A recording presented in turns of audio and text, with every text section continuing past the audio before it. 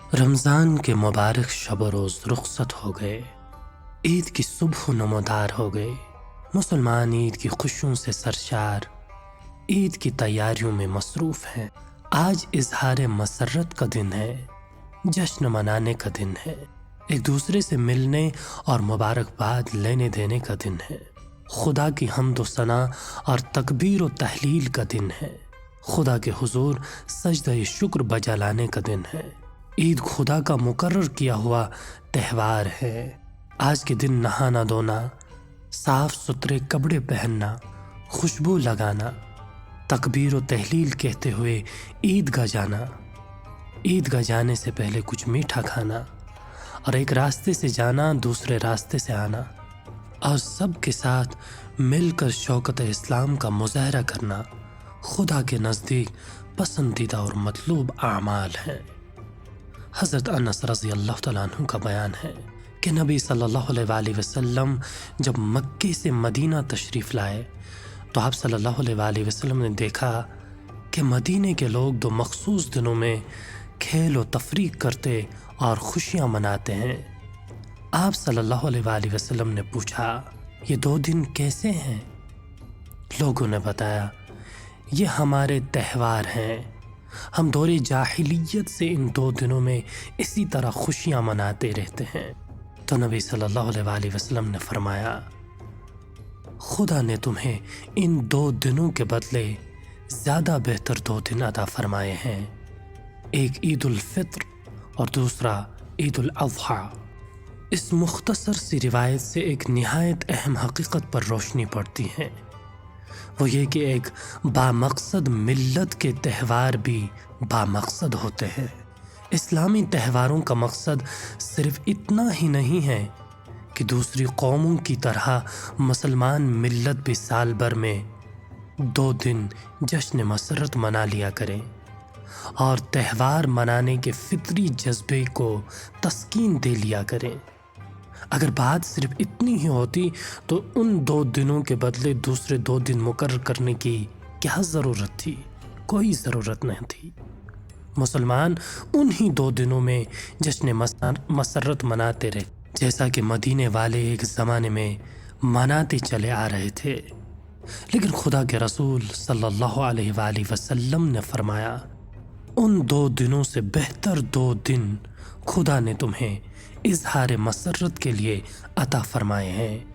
رمضان کے شب و روز کی عبادتوں سے فارغ ہوتے ہی خوشی منانا اور دوگانا شکر ادا کرنا دراصل اس حقیقت کا اظہار ہے کہ خدا ہی کے فضل سے ہمیں رمضان کی یہ مبارک ساعتیں حاصل ہوئی، اور اسی کی توفیق سے ہم قیام و سیام، تلاوت و تسبیح، صدقہ و خیرات اور دوسری عبادتیں بجا لا سکے۔ اگر خدا کی توفیق و اطاعت نہ ہوتی تو ہم کچھ نہ کر سکتے۔ عید منانے کی اس حقیقت کو سامنے رکھیے تو اس بات کو دہرانے کی ضرورت ہی نہیں محسوس ہوتی کہ عید کی خوشی میں اس بد نصیب کا کوئی حصہ نہیں ہے جو رمضان کی برکتوں سے محروم رہا، اور رمضان کے بابرکت شب و روز پانے کے باوجود اس نے اپنی مغفرت کا سامان نہیں کیا۔ لیل و نہار کی گردش جب تک باقی ہے، یکم شوال کی تاریخ آتی رہے گی، مگر محض اس صبح کا طلوع ہونا ہی پیغام مسرت نہیں ہے۔ یہ صبح تو ہر ایک پر طلوع ہوتی ہے، لیکن اس جشن میں حقیقی مسرت صرف اسی کا حصہ ہے جو اپنے رب کے حضور کھڑا ہو کر یہ کہہ سکے کہ پروردگار، تو نے جو مبارک مہینہ مجھے عطا فرمایا تھا، میں نے اسے ضائع نہیں کیا۔ میں دن میں بھی تیری خوشی کے کام کرتا رہا اور شب میں بھی تیری عبادت میں لگا رہا۔ تو عید کا دن عید بھی ہے اور عید کا دن وعید بھی ہے، یہ مبارک باد کا دن بھی ہے اور تعزیت کا دن بھی۔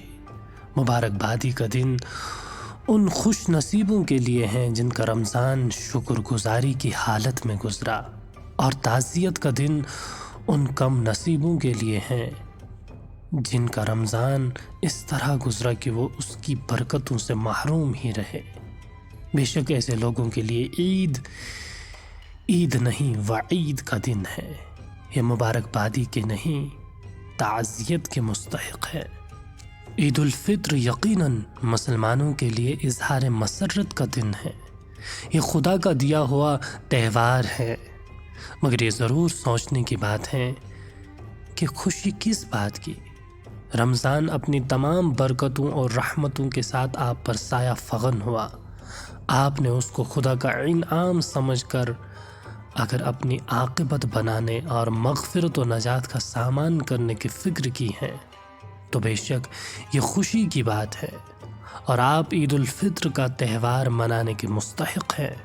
مگر جس کم نصیب نے رمضان کی مبارک ساعتوں میں ذرا بھی اپنی مغفرت و نجات کی فکر نہیں کی، رمضان کا سارا مہینہ اس نے یوں ہی غفلت اور محرومی میں گزار دیا، خدا کو خوش کرنے کے بجائے اس نے خدا کا غضب بھڑکایا۔ اس کو بھلا کیا حق ہے کہ وہ عید کا تہوار منائے اور خوشی کا اظہار کرے؟ وہ آخر کس بات کی خوشی منائے اور کس منہ سے خدا کی بڑائی ظاہر کرنے کی تکبیر کہے؟ جو خوش نصیب عید کی مبارکباد اور خوشی کے واقعی حقدار ہیں، ان کا ایمان افروز حال خود نبی کریم صلی اللہ علیہ وآلہ وسلم کی زبان سے سنیے، اور اس آرزو کو پورا کرنے میں لگ جائیں کہ آپ کا شمار بھی انہی لوگوں میں ہو۔ نبی صلی اللہ علیہ وآلہ وسلم نے فرمایا، جب عید کی صبح نمودار ہوتی ہے تو اللہ تعالیٰ اپنے فرشتوں کو ہر شہر اور ہر بستی کی طرف روانہ کر دیتا ہے۔ فرشتے زمین میں آ کر ہر گلی اور ہر راستے کے موڑ پہ کھڑے ہو جاتے ہیں اور پکارتے ہیں۔ ان کی پکار ساری مخلوق سنتی ہیں مگر انسان اور جن نہیں سن پاتے۔ وہ پکارتے ہیں، اے محمد کی امت کے لوگو، نکلو اپنے گھروں سے اور چلو اپنے پروردگار کی طرف، تمہارا پروردگار بہت ہی زیادہ دینے والا اور بڑے سے بڑے قصور کو معاف کرنے والا ہے۔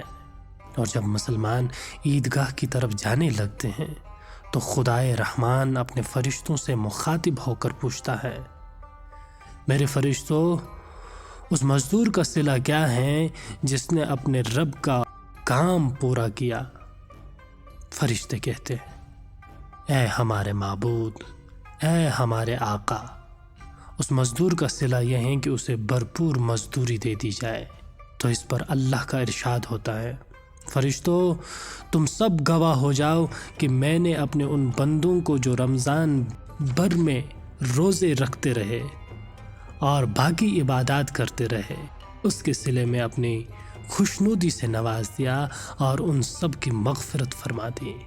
پھر خدا اپنے بندوں سے کہتا ہے، میرے پیارے بندو، مانگو مجھ سے جو کچھ مانگتے ہو، مجھے میری عزت کی قسم، مجھے میرے جلال کی قسم، آج عید کے اس اجتماع میں تم اپنی آخرت بنانے کے لیے مجھ سے جو مانگو گے عطا کروں گا، اور اپنی دنیا بنانے کے لیے جو مانگو گے اس میں بھی تمہاری بھلائی کو پیش نظر رکھوں گا۔ جب تک تم میرا دھیان رکھو گے میں تمہارے قصوروں پر پردہ ڈالتا رہوں گا۔ مجھے میری عزت کی قسم، مجھے میرے جلال کی قسم، میں تمہیں مجرموں کے سامنے ہرگز ذلیل و رسوا نہیں کروں گا۔ جاؤ تم اپنے گھروں کو بخشائے لوٹ جاؤ، تم مجھے راضی کرنے میں لگے رہے ہو، میں تم سے راضی ہو گیا۔ فرشتے اس بشارت پر خوشی سے جھوم اٹھتے ہیں اور خدا کی اس بخشش اور نوازش پر خوشیاں مناتے ہیں جو وہ اپنے بندوں پر فرماتا ہے، جو رمضان بھر کے روزے رکھ کر آج اپنا روزہ کھول لیتے ہیں۔